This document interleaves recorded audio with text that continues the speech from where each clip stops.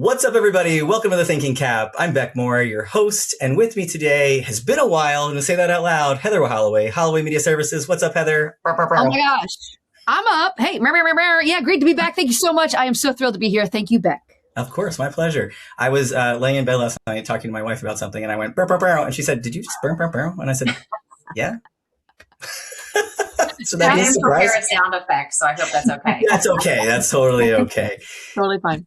Really excited to be with our next guest, as I usually am, but this particular individual I've known for a long time. We worked together in different capacities, got to know through a mutual friend, and so excited for our paths to cross again and to be working together intentionally on a couple projects. And so we recently had coffee with Marie Connelly, who's our next guest today. And I was like, we need to get you on the podcast. I haven't asked you yet. I should have asked you a while ago. And she graciously said yes. So thank you, Marie, for being here. It's great to see you. Thank you. So today we're going to be talking about kind of Marie's journey. And before we jump in, I'm going to have my fearless co-host go through Marie's bio, because she does such a better job when it comes to bios than I do. So Heather, take it away. Thank you so much. Here we go, Marie. Today's guest is Marie Connelly, founder of Connelly Consulting, a WBENC certified women's business enterprise that helps organizations strengthen workforce engagement and leadership through communication, empathy, and thoughtful strategy. Marie is a certified HR professional who often describes herself as an HR anthropologist. Can't wait to dive into that. Studying workplace culture from the C-suite to frontline teams to understand what truly helps people and organizations thrive. Her work is also deeply personal. After receiving a rare disease diagnosis in her 30s, Marie became a passionate advocate for resilience and meaningful human connection, founding the Connelly's Cushing Disease Fund and serving as co-chair of the Pennsylvania Rare Disease Advisory Council. Marie, we are so glad that you're here. Welcome to the show. Thank you so much. I appreciate it. She's also just a lovely human and a fun person to hang out with. So there's also that. I'll say that out loud. Well, thank you. Right. My pleasure. My pleasure. I'll take those things first over any bio. It's nice to also have a professional voiceover artist that actually reads your bio. Put Heather in my pocket to read my bio at speaking engagements. That would be great. I'm there. So we have a bunch of questions we want to ask. We're going to kind of start, I think, with the HR anthropologist discussion a little bit, because I know, Heather, that excites you. It excites me. I think all three of us are really aligned when we talk about the workplace culture pieces of this work. And so I think our first question for you is just really what kind of sparked your fascination with workplace culture and the human side of organizations, and just talk to us a little bit about that. Sure. Thanks again, guys. I'm just excited to be here. I think, my career path has been extremely nonlinear. I started out in campaign work, moved over and worked in a governor's office for a period of time, did statewide campaigns decades ago, then moved into working as a consultant with some nonprofits. I became the director for the Children's Miracle Network at Penn State Children's Hospital, and then moved into my own consulting practice, and have had such a great opportunity to work on so many different things. I had the honor of working with Sue Paterno when everything was happening at Penn State. And first they had hired me to start Coach Paterno's foundation. Clearly, we all know what happened. And one of the things that the family, but specifically Sue, wanted to look at was the fact that there was this individual embedded within a college community, and so many of his actions went unnoticed. And so working with an FBI profiler, we became very much aware of, a nice guy offender. And so we worked with a pilot program with the Pennsylvania State System of Higher Education, and I worked with a group out of Massachusetts, and then we worked with many male survivor groups, and we created a child sexual victimization program for higher education.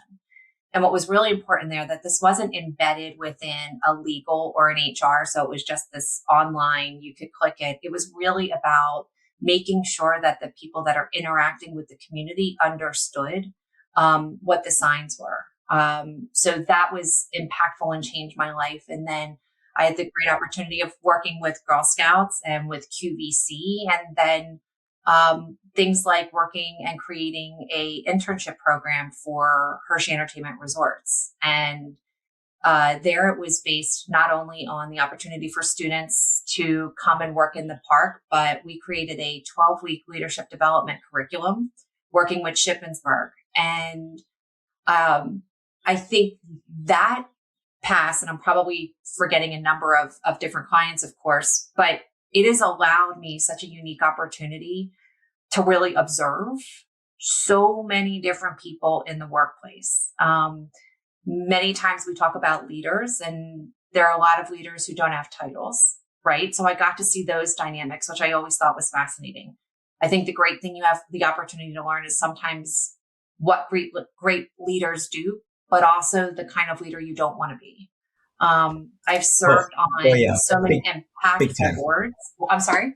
No, I was just going to say big time. I think most of us can say the things that we know that we don't want to do and what we don't want to look like. Like I became a teacher initially because I didn't want the 8th grade English experience that I had to happen again, right? Like I know the things that I feel so deeply are very much based on the personal experiences of the things that I never want to look like this person in how they show up. You know, and I think I took so many of those different observations. So many times, I maybe didn't appreciate it at the time, but now when you're sitting at the back of the room and able to watch and listen and learn, which is what I always encourage younger generations to do, is it allowed me to really look at workplace dynamics. I kind of joke too that I am an HR archaeologist, because one of the things I really like doing is taking those observations, and then when you bring it into a workplace culture, into team dynamics, there's so many sparks about different personalities and different people that maybe go unearthed or are walked over. And what someone may look like, this is just a rock or it's just some dirt. I feel like a gift that I have is finding that treasure. And I think that's really a part of leadership, which is how do you make people feel seen and heard? And, kind of what my motto has always been is that I try to make big things happen by making the little things count. Because they do. Yeah, big time. I know when we work together on a project, Marie, even our interactions, I think, you've what you said there, right? Like you find the rock, right? And I think you also help to shine the rock, not to be too, metaphorical here, but I think you really help like shine the rock and make it better than what it realizes it is. And I know that like even just the conversations that we had way back when, I don't remember how many years ago now, but you definitely gave me words of encouragement to believe in myself at a pretty dark time in my life that I don't even think you knew at the time what you were able to do for me. So I'll just say that out loud. I'm going to get teary-eyed, so I'm going to stop talking about it. I'm getting all teary-eyed twice today about something else. So going to not go there. But I want to make sure to say that out loud because it's definitely, I think, just want to reinforce that that's something that you're definitely, I know have done for me and others. And I was a part of your leadership program with the student program that you talked about. And I think that was such a remarkable thing to watch because you really created that program from the ground up and were really thoughtful about the things that you embedded within that program to help those folks be able to speak to people within the community right here from a pretty varied group of professionals that otherwise they would not have been exposed to necessarily, unless they were invited in the room. And the likelihood of being invited in the room is, unless you have a really great leader, is a rarity, right? So just we'll say that out loud too. Aww. Thank you. Of course. Aw, I love that. Well, hey, listen to hear this. Back in 1998, I was a Herco employee. I worked for Hershey Entertainment. I was a costume character, and I wish I would have had your leadership program because I always felt like I was a leader. Captain of the softball team or, first chair in band or whatever. So I'm curious, in all the experience that you have in all these different workplaces, what do great leaders do? I think there's a lot of ways you can parse that. I think, of course, many people think about leadership and they think about the programmatic and side that has to be accomplished. I think first and foremost, great leaders surround themselves with better people and smarter people and aren't intimidated or jealous of that. Amen and hallelujah to that. I think the way we are in general as a society, there's so much emphasis on these small, short sound bites about greatness, and people forget that it doesn't always have to be you. And I think, Beck, to your point before, if you can make, we're going with this metaphor, something more like something that was so dull and maybe no one even thought could sparkle, and you make that shine in a way that not that person just feels good, but they then go and find that rock and they polish it. I think to me, that's great leadership. And as hard as it is, and I've been in the position, whether it's sitting on boards or working with clients, that I've had the honor of being around some really strong leaders. I think there's so much pressure to constantly move fast, move hard. That intentional pause. And I joke because one of the facilitations that I'll work on is, I call it like red tape to red carpet, like really small, inexpensive ways to make leaders create better engagement. Having a good administrative support that will help you be strategic in your scheduling. Like Dear God. 2 hours a month, Yes. That is non-negotiable, that all you're doing is walking around and seeing your team and not picking up criticisms, but just, how are you? How you doing? Taking an opportunity to engage. And it doesn't matter how busy you are. You have to leave that strategic, intentional time to connect. And I think there's so much pressure on bottom lines and ROI, but that to me is a very, very important part of leadership. Yes, you have the budgets and you have the HR and you have legal compliance. There's all of that stuff. I want to believe that most people are in positions because they did that stuff well. It's about the connection that often gets lost the higher up you get. That's my observation. Yeah. And so shout out to Jennifer Lindsay, who's my executive assistant, who is just a phenomenal human. If you check out our LinkedIn, we just did a feature article about her and just the work that she does. And, she is, I tell her all the time, I was like, I would furlough me before I would ever furlough you, to be clear. Like, this place doesn't work without you. And I just had a conversation with her about, because my schedule is just disgusting. That's not even the right word for it. And so there's no time to do any work, right? Like, I'm always in meetings all of the time. And that is not a sustainable practice in a Zoom world. And so we had to, when I, came back from the holidays and we just sat down to do her review, and we started talking about kind of the next year and really like what I needed from her and what she needs from me. And one of the things I just said to her, I was like, we've got to get to a point where I'm not taking more than 3 meetings a day. That has to be the thing. And that sounds crazy for somebody who takes probably 10 meetings a day, but I'm not doing anything well if I don't do that. And so she's just a phenomenal gatekeeper, right? Somebody who takes care of all the things. And I wish I could bottle her, because if you've experienced her support, you've never, there's nobody like Jen. And we call her Scooby-Doo affectionately, because if you can't find something, you say, hey, Jen, can you Scooby-Doo this for me? And she does. So I say that with love and respect in my heart. I love that. She is Shout just out. so good. So yes, I believe that in my core. I experience it on a day-to-day basis. Yeah. What I love about that is, I'm sorry, Heather, did I interrupt you? No, go ahead. No. Okay. Nope. What I love about that too is I think so many people underappreciate that role. And it's something that I have always taught, especially when, you talk about onboarding and new employees. And part of this came from the fact that I was 21 years old and I was the scheduler for at the time, the governor of the fifth largest state in the country. And to me, part of my success was creating those relationships with the gatekeepers. And people come and go, gatekeepers stay. And, I was raised to be respectful. I was raised to be kind, but man, being kind and seeing an administrative support team for who they are and what they are and what they do, and not being dismissive of a title, which I think so many people make that mistake. I mean, shame on them, because sometimes at the end of the day, if two people need to get in the door and one is dismissive and the other isn't, guess who's getting in the door? So, yeah.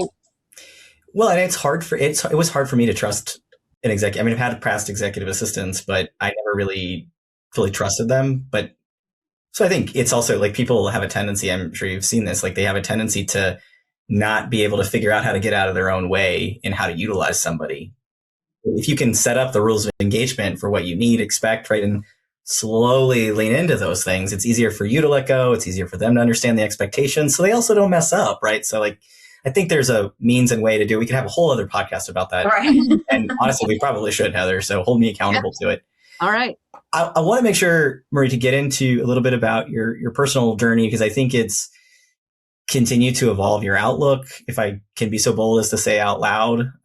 So your professional work, as we've kind of talked about, centers around empathy and connection. And I think like I said, your life experience has really deepened that. So you were diagnosed with a rare disease in your mid 30s. Is that right? Yes. Yeah. Mm-hmm. Can you share a little bit about that moment and really kind of how it's continued to evolve your outlook on this work?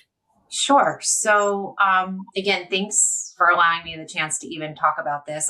It's funny because I've just really come to terms, and Beck, you were one of those people in my past that has made me feel more comfortable about doing that. And part of that was, I didn't want to seem weak.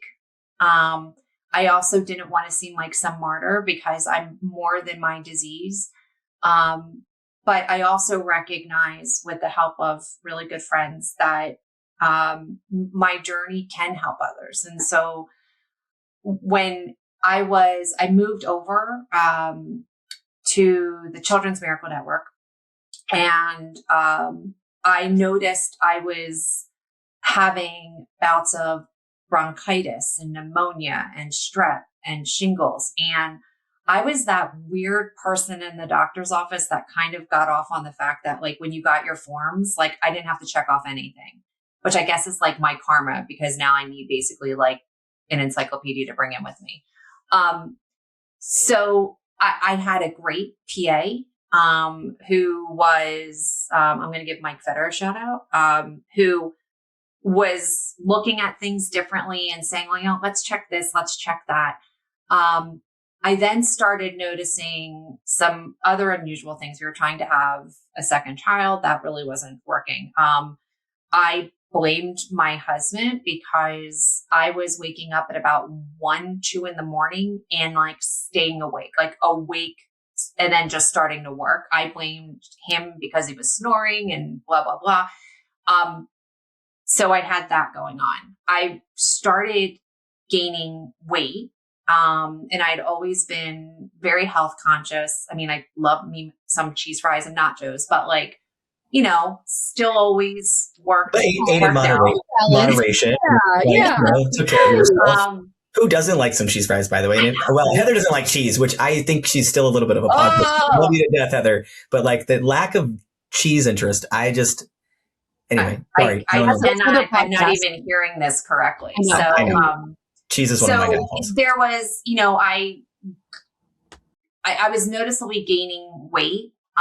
Couldn't figure that out. I was training for a sprint triathlon after having done 2 half marathons while being sick, because I was like, oh my God, I really need to figure out a way to stop, gaining weight, and fractured my hip. and I never even so much as had a sprain. And then just so many other things. Like I never really had acne, and I was like a 16-year-old at Target buying like everything. So I share all of this to say there were so many unusual symptoms, but why? Oh, I was at the dermatologist for stuff, but like, why would a gynecologist have any reason to think about like why I had strep? And then why would a pulmonologist, because I was having bronchitis and everything, have to think that this has anything to do with this weird thing growing on the bottom of my foot? You know, so eventually, jump ahead almost 3 years. My parents had come up for Thanksgiving. 4 weeks later, I walked in their door at Christmas and my mom started crying because I had looked that different that quickly. So when this started in 2009, I was, about maybe 130 pounds. By the time of my diagnosis, I was 205, in addition to everything else. So my doctor or my PA was trying to do everything.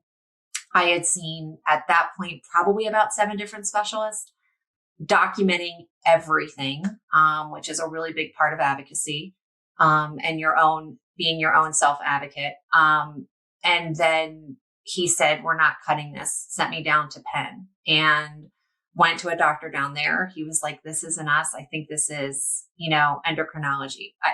Like I had done for the last 3 years, look that up. And when I got in there, in June, of 2012, I will never forget. I had a 5-inch binder that I was bringing doctor to doctor. And I was not a supermodel, but my vanity is what really got me diagnosed, because like, screw the strep, my fractured hip. I, of course wanted a second child, this thing on my foot, whatever, fix this weight gain. So that's what I thought I was there for. And when I was with her, she said, "Have you noticed any unexplained illnesses, brittle bones, and went through, and I just started crying because everything she talked about, I had had. And this was almost 3 years, a solid year of trying to get diagnosed. In totality, 3 years of all of these different symptoms. So while I was there, she said, I don't want you to Google this after you leave. Which is so hard. Yeah. This could be this very unusual thing called Cushing's. And I had 2 dogs with Cushing's. So I was like, am I going to have to go to the bathroom a lot? Is my hair going to fall out? Like, that was what happened to my dogs. Like, what's happening here? And at the time, between 1 out of every million annually were diagnosed with the disease. So pretty rare. Was confirmed diagnosis within 2 weeks.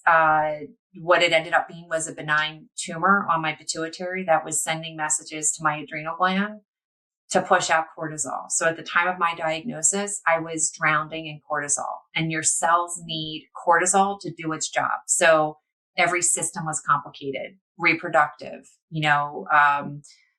bone brittleness, my hair was falling out, I could no longer process and break down carbohydrates, proteins, and sugars, everything. So there's no cure per se. The only way was to do a brain surgery. I did the brain surgery. Unfortunately, that failed. At that point, I became even more sick. Jump ahead 7 weeks, had to have my adrenals removed. So that caused a secondary rare condition called adrenal insufficiency. And then since there, it's the gift that keeps on giving. There's actually, I think, more R&D dollars that go towards curing Cushing's for dogs and horses than humans. So it's a long story, but it's not uncommon for a lot of rare disease patients. Through there, I had to live truly a whole new life. Subsequently, then I had to have a surgery to remove part of my lung. I had to have a hernia fixed. I had to have a full hysterectomy and bilateral oophorectomy. I've probably been in and out of the hospital over 50 sometimes. Some of those are hospital stays as well.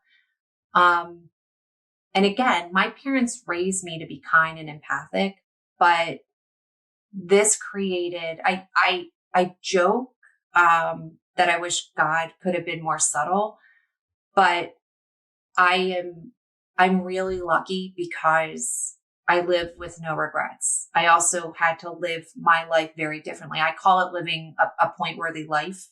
I couldn't really figure out, and I remember, I can't remember her name, Maddie, one Patty? of the, I remember when you guys were interviewing her, there were so many similar things that she had shared as well, but just in the way that she looks at life. But it was very hard for me to share with friends and family how I needed to live my life. And so everybody kind of understood the Weight Watchers, point program. And so like everything has points. I had to learn through some really hard trials and tribulations that everything that I do as a human now has a certain level of points. And it's not just physical, it's also my mental capability, my intellectual capability. When someone's like, don't worry, your adrenaline will kick in. No, mine doesn't. I'm like, you're wrong, but gotcha. Things like this, when I talk about being point worthy, something like this is like 10 points for me. I only have 20 points a day. So this forced me to live a very point worthy life. It's made me have to make difficult decisions about what is worthy of my points and how many things in my life did I give points to that weren't worth it. It's allowed me to reevaluate at different times. When my son was younger, he was younger when all of this was going around, or happening. My points at the end of the day had to be for him. So therefore everything else had to be altered. Now he's away at school. My points are important for my family, but most importantly for my clients. And I don't mean that. I mean it because I love what I do. And I want to make sure that whatever I do, I'm giving my very best of. But it's also forced me, I think, in a very intentional, and I'm a very grateful person that what is in my life now is point worthy. And, even my friends, and Beck does it too. Like, I hope this isn't taking too many points, or I don't know if this is point worthy. But it's also forced me to have to let go of some things in my life, people and things that didn't protect my points. It wasn't like an intentional conversation calling someone and being like, you don't protect my points, peace out. But it's that extraction.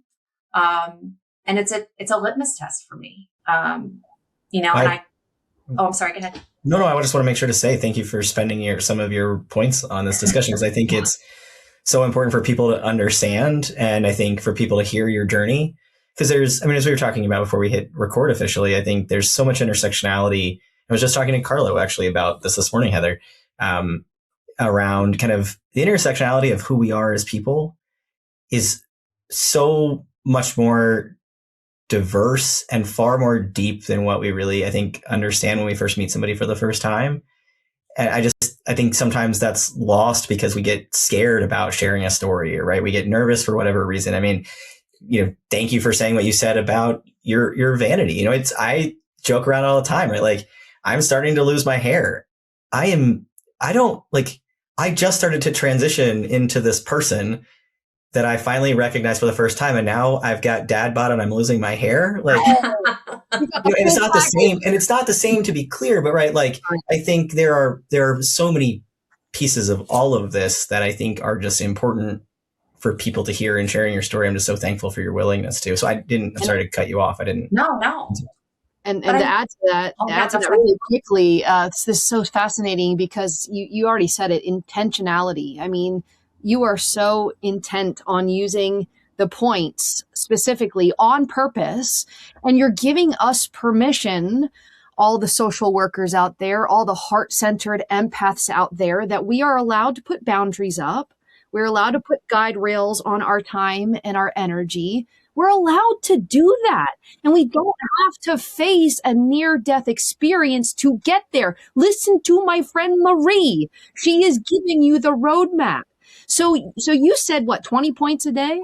Is that the scale? Yeah, and it's funny because again, just starting to do this and talking to Beck about it, I probably have given like 5 or 6 speeches now with different groups, leadership groups, because I've really transformed this into how I feel this is important for the pillars of purpose and empathy and energy. And I actually do like an exercise in there because I'm a very tangible person for people to understand what their points go to. And I think as leaders that, you know, when you do some of these exercises, you're putting down on a daily basis. It's so funny. I had one person who came up to me afterwards and he said, I had 85 points. And I said, okay, so now you have 20 a day. Where are they going? What are they doing? And it really forces you. And again, I don't want someone to have an 8-hour surgery with 2 surgeons and 4 hands up your nostril and 12 holes in your belly to learn what I've learned. And I want to believe that I would have come this way, but I wouldn't have. I think I was always, like I said, a good person, but this lens and this intention has forced me to be very strategic. And Beck, it's funny when you said something about your hair. I think that's the other thing that's so important, not just with rare disease diagnosis, but everybody's journey is their own journey, right? And I think a lot of times people try to say like, and that's why I think I had such a problem talking about my disease, because I didn't want someone to say, I know it's not as bad as yours, or I didn't go through what you went through, but what you went through. And I learned that when I was at Children's Miracle Network, because the gift that I was given to watch families interact with these kids. And I remember you had some of the most extreme illnesses, and then you would have a parent who, you know, was giving their son away on a stretcher to 2 doctors they didn't really know because they had to put in screws. And they were like, I know this isn't like everybody else. I said, no, like this is like everybody's experience is theirs. And I think, again, going back to leadership, how can we help people figure out that it's real and that they deserve to feel these emotions? Now, I do think as leaders too, it's important sometimes to make people realize through that lens of empathy that some people may be experiencing things in a different way. You know, and when I work, especially with generational communications in the workplace, and, you know, I'm working on a college campus right now, I think there is a tendency sometimes for younger generations to want to die on every hill, right? Everything is an atrocity. Everything's an affront. And you can only die on the hill once. You can be bloody. You can lose a limb, but, you know, and I think that's part of this awareness too, when people are dealing with their own things, whether it's a chronic illness, whether it's repercussions of, you know, symptoms that are coming from different drugs, everything's real. Yeah. Well, and pain is relative, right? Like I'm not in your body. I can't understand your experience other than what you tell me. And just like you can't understand my experience, right? Other commonalities, absolutely. But I think that's part of, sometimes we get into this habit of, right, like, oh, which is worse? Oh, you know, you shouldn't feel bad about this because I've had it this bad. And that's, you know, I try not to cuss on the podcast, so I won't say what I'm really thinking, but that's crap. But it goes back to kind of, right, like this empathy muscle that sometimes we don't stretch and we don't work out. We kind of forget, right? But I think the other thing about kind of what you're talking about is also some of the ROI of relationships and boundary setting that is hard for me. I will openly admit, as somebody who experienced a lot of trauma in family dynamics, it's hard for me to set certain boundaries with certain people because, you know, or why I take the meeting sometimes with somebody who I know that there's not a lot of ROI there, but I'm giving my points. And so that's part of what I know for me and is important for leaders right now, and particularly for those who work in human services more, because the burden of the work is so heavy right now, more than it's ever felt. I was just talking with a potential, keynote for a conference we're going to be doing. And I just said, it was like the level of exhaustion that I can feel in the room with these individuals. And so that question of how are you spending your points? What's the ROI, whether professional, personal, or otherwise, is just so important right now. So important.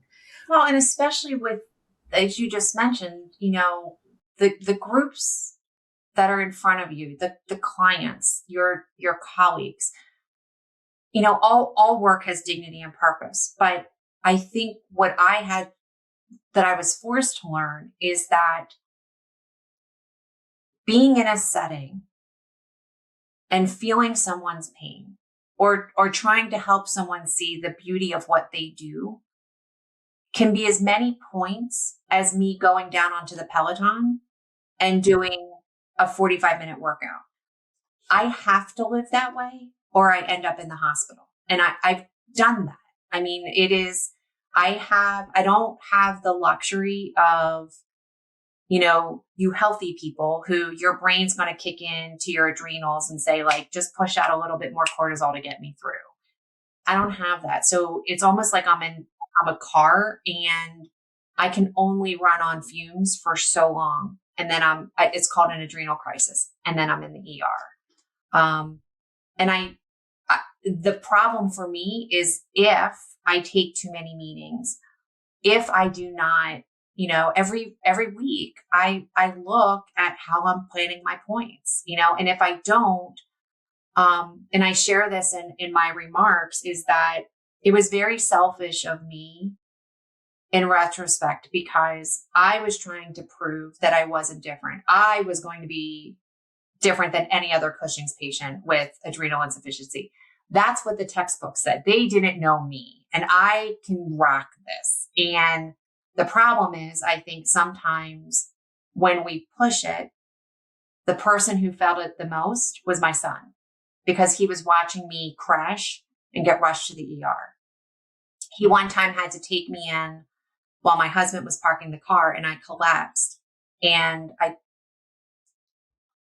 didn't know this until he wrote his essay for college, but he was screaming.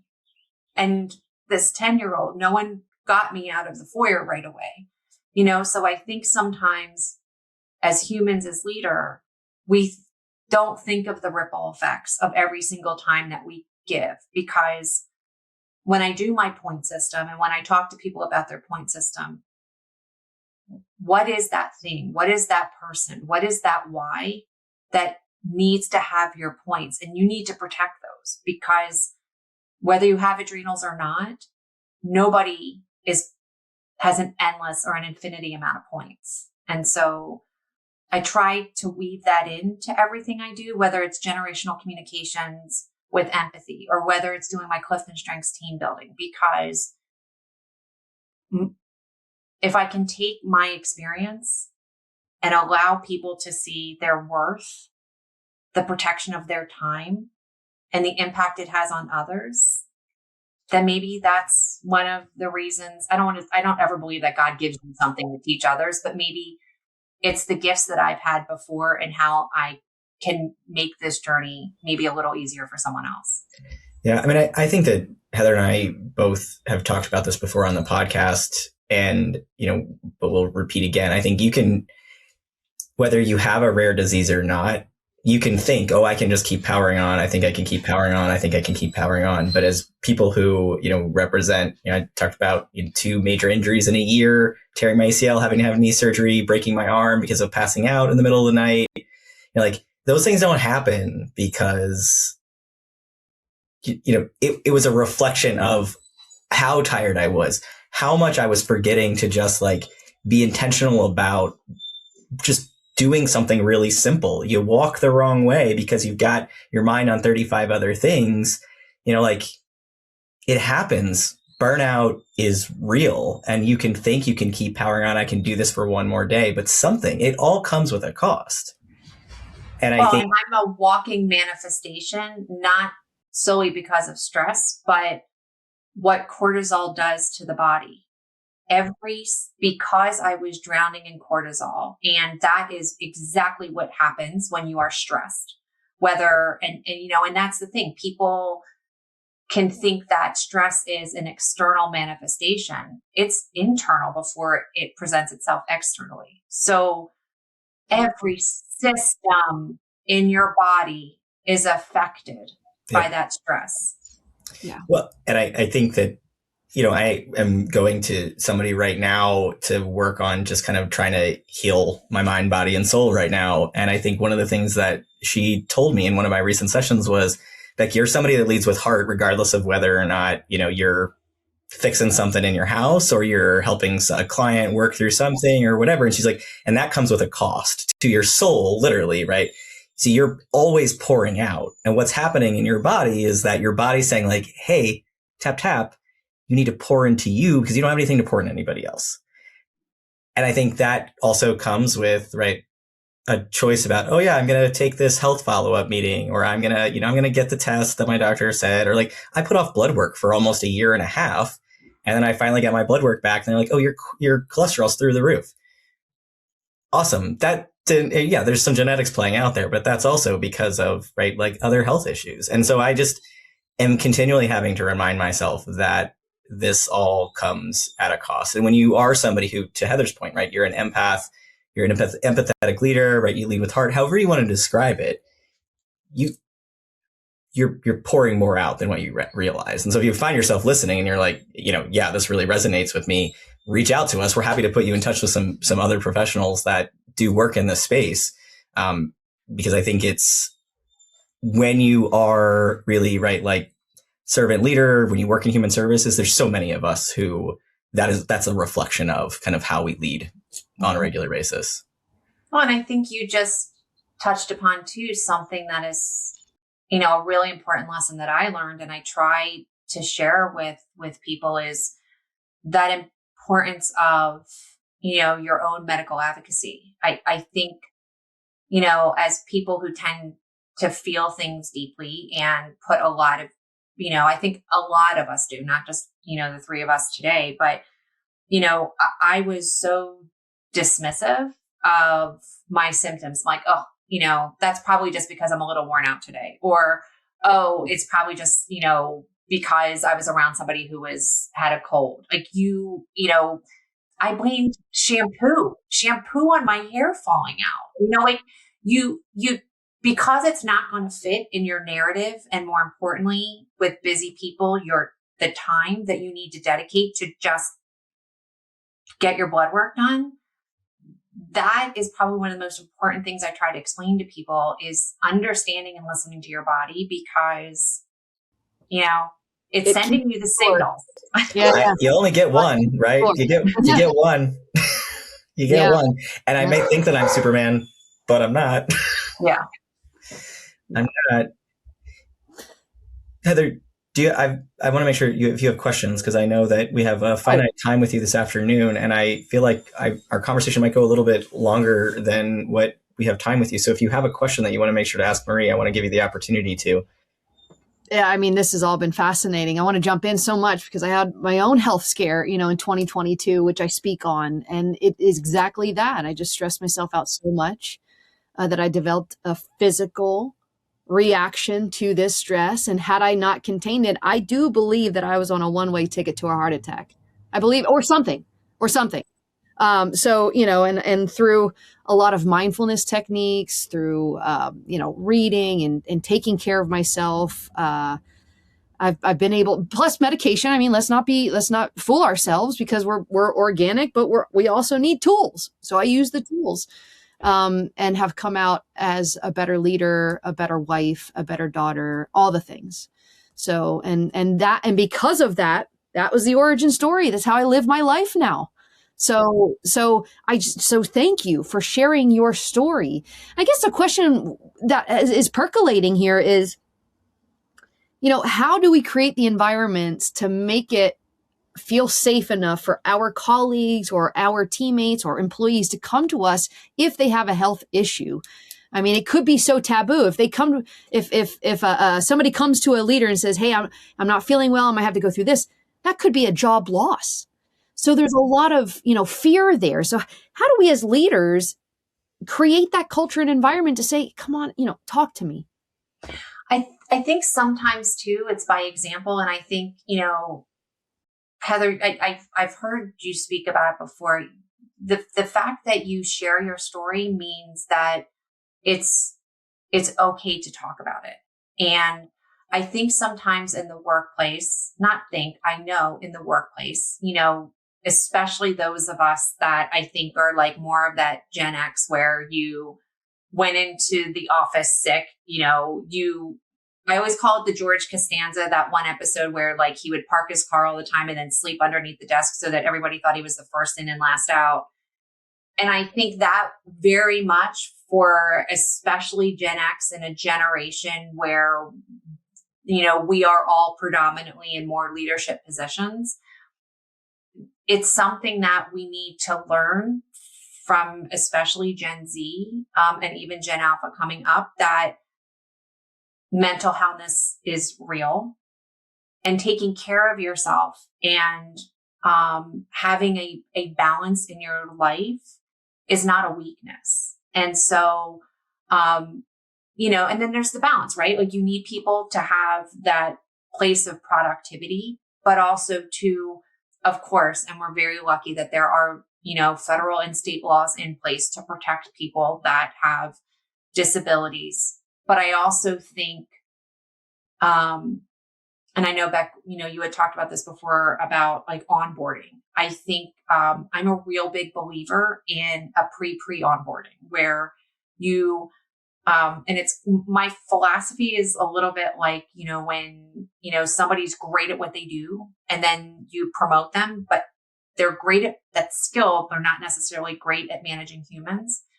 I see sometimes in the workplace when they talk about mentorship, a lot of times, and this is where, again, I live, breathe, love Clifton strengths. A lot of times you have people who want to be mentors that probably shouldn't be mentors, right? And that's where Clifton strengths comes in. So having somebody come in and have a mentor that is a good relator and can share that, look, we're actually a really good place. If you're feeling uncomfortable about something, if something isn't feeling right, come to me. And I may not have the answers and I'm not HR, but I'm going to be able to make that connection. Oh, and by the way, here's where the bathroom is. And don't go to this vending machine. Always go to the one on the third floor. Those little things, again, making big things happen by making the little things count, to take away some of that anxiety before someone comes into the workplace where they're not sitting at their desk because they're afraid to ask someone where the bathroom is. So they're about to get a UTI, right? So those little things make a difference. But I also think as a leader, having the ability to, on a smaller basis, making people feel like it's okay for there to be a potential vulnerability, but vulnerabilities are not weaknesses. And that's a real cultural and generational shift too. I mean, I think we always talk about, maybe we're not allowed to talk about like DEI anymore, but I think one of the things that isn't necessarily acknowledged as much is the generational differences, because that touches upon everything too. And I think that's a really important dynamic in the workplace. And I think hopefully with small changes, the right mentor, it allows people to feel more comfortable about a learning disability, about an illness. I'm upfront with clients in the beginning to say, when I'm doing presentations, there's a lot of people who can do this without looking at their notes.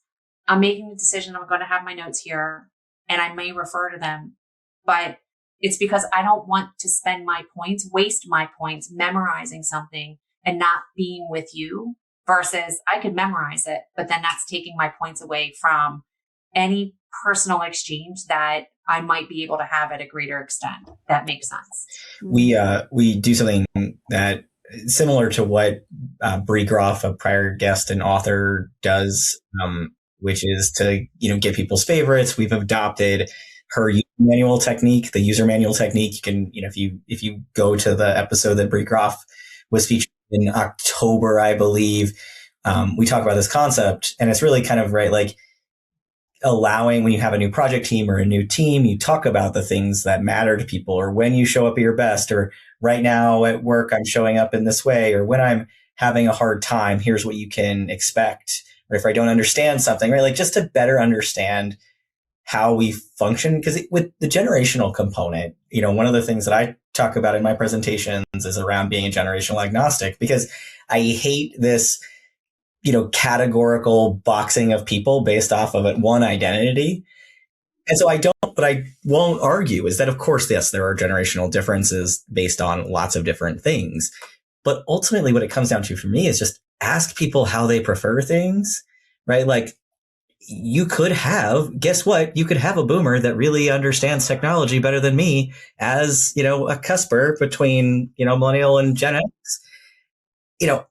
It's not uncommon, but we just sort of like categorize people in these ways, and we forget to just ask the question, for crying out loud.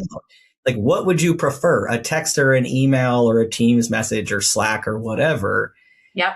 Because and it's funny because my approach to, and I know we've talked about my approach to the generational communications is it's not necessarily an age bracket, but it's understanding that there have been lived experiences for many people that are certain ages that come in, that someone questioning or someone saving, like it's so like there was this young person who got so frustrated all the time because their boss always was so big on recycling paper and wanted to reuse everything and and when we were doing this exchange, the person shared, I grew up with parents of the Great Depression. We didn't throw away anything. And then I joked, I'm like, I still save because my mom saved, because my grandmother saved wrapping paper. I don't think I've ever reused it, but it's this, like when it was a really pretty thing, every Christmas, my babji, and she had 9 kids and like a bazillion grandkids, every Christmas present, it was folding the wrapping paper and putting it to the side, And so I agree with, it's not necessarily the age, but these experiences that sometimes people are coming into. And that's why empathy and kindness are so important, so important. Yeah. Yeah. I mean, if you were to zoom out on my shelves, like I've got little things all over my shelves because they're just these funny little things that remind me of this moment. It's the same reason I get tattoos, right? They remind me of moments. I sort of look at them as, right, like moments that I am choosing to remember that are on my body or something that I save. And, my wife's not a saver. And she's like, why do you still have this thing? And I'm like, well, that reminds me of this thing that happened in this time. But it's because of how I grew up that I know that I do that. And it's also because of the generational influences that I have. So I far more reflect, right, like kind of a child of the 80s than I do my millennial side, because the people that I spent the most time with were, 15 and 16 years old. My Aunt Becky and my Aunt Susie, shout out to them. They're, fierce listeners of the podcast. But they were, they were children of the 80s. And so that's what, resonates with me, which is very different than somebody that's potentially in my same age bracket. And I'm also just an old soul, I've come to appreciate. I want to go back to the onboarding conversation because I also think that, and Heather, I know that you have a time crunch, so I'm going to say thank you for being my fearless co-host for the time that I had you. I want to make sure to wrap up things with Marie. So Heather, thank you so much. It was great seeing you. Oh my gosh, the same. I'll see you around here, Central Pennsylvania. I won't take too many points. You have been a phenomenal guest. Thank you for all of your wisdom and for sharing your experience, because I know there's a listener out there going through something and you gave them hope. Absolutely. Thank you. That means a lot. Thank you so much. See ya. So I know that we lost Heather as our co-host right now, but I want to make sure to just get to a couple more questions that I want to make sure. I want to wrap back up into something you mentioned though about, or go back into something that you mentioned about onboarding, because you and I have had this conversation before, and I don't know if we've talked about it before on the Thinking CAAP, but this idea of onboarding I think is so mission critical to people, and I think a lot of times like we forget that new jobs are one of the most high anxiety driving experiences that we can have, right? Like really, that's like having a baby, getting married, the death of a loved one, the death of a pet, buying a house, starting a new job, ending a job, like all, placement of a child. All of these things are things that are big moments in our lives. But then for whatever reason, when we have new people who start with us because of all of the whirly twirly chaos of everything else that is happening, I think sometimes we just forget, right? Like, I just need to tell this person is there a fridge they can put their lunch? And for whatever reason, then on their first day, we show up and throw up and tell them everything they need to know for the next 30 years. And they're just wondering, where do I get a pencil? Right. And so we just forget the basic tools for them to accomplish the task we've hired them for. And now it takes 3 months for them to figure out just where is this one thing that if they had it on day one, or heck, even on day 2 or the first 2 weeks, it would have been a game changer.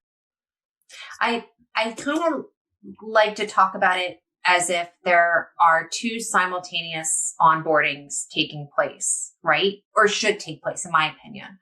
One is the true work onboarding, policies, procedures, jobs, right?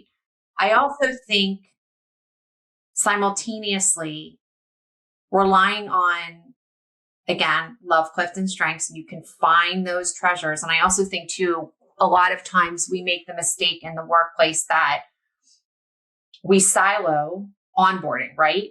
The mentor for communications has to be someone in communications. The mentor in legal has to be legal, et cetera, et cetera. For this, like, second onboarding, it has to be somebody that embodies and aligns with the mission of the company, and somebody that becomes someone that your new team member feels comfortable going to. And again, where do I put my lunch? We get a lunch break, but do people really, go out, or do they stay in? Do they eat in a room together? Right. Like, do they eat One at of their the things that desk? I really love to encourage is a me survey. And it is, what's your favorite candy? What's your favorite memory? Do you like pets? If you want to share, do you have a family? The little things, like if they love Skittles, how hard is it to stop at a store on the way in and there is a company cup full of Skittles? Those little things that I like. And again, this is probably not a great way of saying it, but one of the things that I've always loved doing is I think I've had this ability to make certain people seem more thoughtful than they are at that moment. Not because they don't want to be. It's that I can be a kindness whisperer. And it's, again, it goes back to the original part of our conversation. Life moves so fast. But, if it's been a horrible snowstorm and you have your team that's going out at 11 o'clock at night and they're shoveling so that everybody can get into the parking lot the next day, that's their job, right? It's their job. But it was really cold out. So why not make sure when they come in, you're acknowledging that. A lot of times I talk about the fact that, we tend to have large company wins and a message may go out to that team. Everybody was part of that. I remember talking to a municipal team and, there was a big win in the Parks and Rec. And they said, well, yeah, we did. We'd send an email to everybody in Parks and Rec. And I said, but the receptionist at the front door played a role. The janitor that cleaned up everything at night played a role. It's not taking away, and there's a special time to do that, but big wins should be shared by everybody too. And I think, that deviated a little bit from onboarding, but I think that goes to the importance of making sure somebody feels truly welcomed. You do that at your home. When you have a new guest coming to your house, you make sure that towels are out so that they're not scrambling and opening up every single cabinet. you make sure that you've called ahead of time to find out, like, well, what's your favorite cereal? Or do you like bagels? Well, we're talking about a workplace. To be clear, but yeah. But I do, this is something I think about all the time. So, the people in my life that I keep the closest, this is the experience that I also receive from them. So it's, I appreciate this. 81,000 hours of your life will be spent in work or some work-related activity. 20% of adults say that they feel lonely in the workplace. I think it's 60% feel that nobody in their workplace, no one understands who they are as a person. Oh, I've been there. Or feel unsafe to share. Yeah. Can't we fix that just a little? And again, it's not, I'm not naive. I'm actually kind of cynical. So I'm not expecting everybody to Me too. hold hands and sing Kumbaya and skip out. Right. Basic kindness and helping to create situations where kindness can be seen, to me, is a no-brainer. And that's what that's what I embody. That's what I try to teach, whether it's through Clifton Strengths or whatever it is. I just try to make sure that people know, as busy as lights gets, you can carve out these moments. Yeah. Well, and I think the other thing that I want to make sure to say, and then I want to make sure to ask, one other question around your journey a little bit around your health. Cause for folks who might be struggling with this topic, I want to make sure to kind of back before we wrap. But I think the other thing, and it goes back to Clifton Strength Finders for me, is that if you're not good at the thing, or I'm terrible about actually sending something, I have really big ideas all the time. I want to do this, right? I'm a ridiculous romantic, I have big things that I want to show my love. I'm terrible about then, I'll have the idea and the thought and it goes out of my head. And that's where, for me, Jen, my executive assistant, I know that I can message her and be like, hey, can you please send a gift from this person's favorites? Or can you please do a follow-up email to make sure that this is taken care of? Because I just, if somebody's done something or I know they're having a hard time, I want to make sure to acknowledge that. To your point, she makes sure that, I deliver on those moments. If I didn't have her, I'm a far less thoughtful person because I just... Well, you're not an unthought. You're just the actual act of the thoughtfulness may not be seen. But I also think what a wonderful sense of self-awareness that you have to know that you've got a great 1-2 punch with you and Jen, that it comes through, right? And I think that right there is part of the secret sauce for leaders. One of the things, and you know that I'm a big thank you note or follow-up note or just thank you. And your thank you notes are beautiful as a recipient of them. Thank you. But to me, I just put something in the mail today for someone to just say, I'm thinking of you. And that to me is so important. Now, if I could, I probably would be putting 40 a day in there. So I intentionally carve out time. And it doesn't always have to be gestures, but, sometimes for leaders, I say, if you have that, and I say, if you have that relationship with your executive assistant, you have the note cards, you have them stamped, or you have them ready to enter office. A sticky note. That's all I'm asking you to do is a sticky note and put it on there or jot a note down and your team will take care of the rest. Yeah. I was doing an interview once with a guy for an executive director role that we were contracted to help hire for. And I said, what, when you think about your leadership style, what are some tactical things that you sort of embody? And he said, well, one of the things I do is literally give all of my new people a toolkit. It's I go and I buy a little mini toolbox. And I buy cards, thank you cards, congratulations cards, I'm totally writing this down. Well, I'm serious. It's such a good idea. And it's so simple.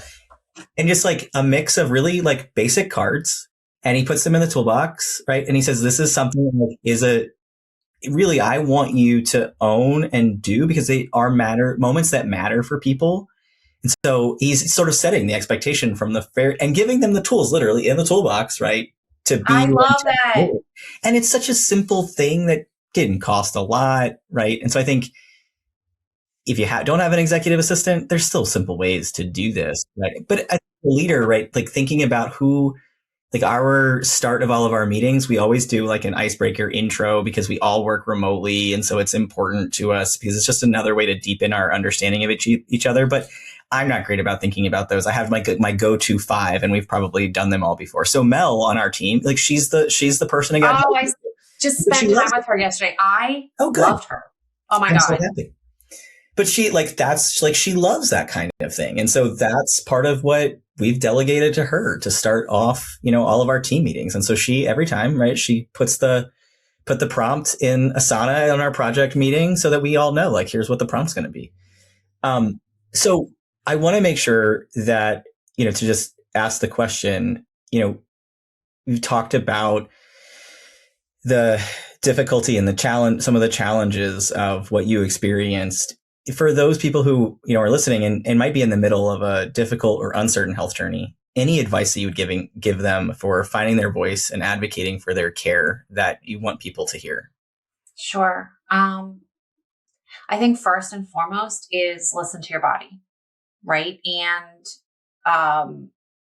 we talked about it a little bit before, but I think we have tendencies to just say, oh, this is just that, or I'm going to get to it next week, or I'm going to wait and see if it happens one more time, right? So I think that's really important. I think, unfortunately, our healthcare system, and I'm not pointing fingers at anyone. I think it's a large, complicated knot. It's hard sometimes to get in to see a specialist. It's sometimes hard to get in to see your doctor. I think there has to be a respectful persistence that you need to have. I think, it goes without saying, you call someone or you call a doctor's office and you freak out, chances are you're not going, so remember that respect and that kindness part. The person answering the phone can't see your blood results. Well, it's not their fault that you're struggling with the thing, right? So, and document. I think that I think the documentation, if you are going through an undiagnosed journey, is so important. And you need to empower yourself. There are smart questions that you can ask. Do not go down rabbit holes, and that's easier said than done. I started a small fund, the Connelly-Cushing's Disease Fund, and it's to help patients and their families, but also it's to create early awareness for early diagnosis for medical professionals. And part of that is really important, is to allowing medical professionals, again, very specific with my disease, to step back and look at things in its totality. When it comes to patients, it's looking at the symptoms. Now, granted, I will say AI, I think, is going to be a game changer. And, medical professionals are also acknowledging that. But it's so easy to go down some rabbit holes to think you can self-diagnose. The internet is amazing. But you have to be careful. And I think that, easier said than done after I'm diagnosed. Really do your best to avoid going into support groups of diseases you think you may have and listening to administrators who are not physicians, because some of these groups will be like, well, let me know your blood results. And like, that gets tricky too. Sometimes you just want to feel seen and heard and know that you're not crazy, you're sick. But, it's a really fine line. So I think that's part of that journey. And I think it's so hard to say this, but patients, especially with a rare disease diagnosis, there are over 7,000 rare diseases, but there are hundreds and thousands that are undiagnosed, and rare by its definition is rare. So, a lot of times these diseases are taught on one day of the second year of their residency. So I think it doesn't help being a patient and knowing you're sick, but also too, sometimes physicians, especially your RNs, your PAs, your nurses, even sometimes your family medicine, they're not seeing these. So it's not ignorance. It's not malpractice. It's just the sad case that you have the bad luck of having a rare disease. So I know that may not be as hopeful, but don't give up hope, and document. Yeah. Well, Marie, I appreciate your willingness to, again, share some of your points with us today with our audience. I know that I always love talking to you. I mean, you are one of my besties. So I'll say that out loud. Thank you. But I know that your message will resonate with others. And so for our listeners, this is not going to be the last time that you hear from Marie. If you're listening and your Community Action Association member agency, we're going to be launching something called the Leadership CAAP, which we started to talk about on social media. I'm excited to know that Marie is going to be a part of that program. So more to come on that particular leadership program that CAAP is launching for new, upcoming, emerging leaders of community action. But Marie, love spending time with you.